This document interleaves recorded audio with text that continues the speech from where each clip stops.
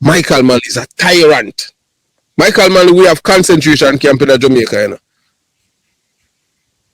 So the blaming Tivoli Gardens and the JLP for decades, Jamaicans have been taught to blame the JLP affiliated Tivoli Gardens enforcers, namely Claudius Massop, Claudius Massop and Lester Lloyd Cook, aka Jim Brown, for the shooting. But here's what they don't tell you. Claudius Massop was in custody at the time of the attack. He was not in Tivoli.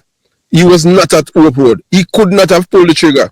In fact, Massop helped broke a peace meeting with Bob Marley after the shooting to ensure his safety.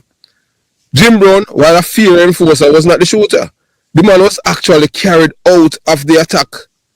We're from Jonestown and Concrete Jungle, both PMP stronghold, known for hubs of gunmen loyal to the PMP, LGBTQ plus criminal organization, and political cause.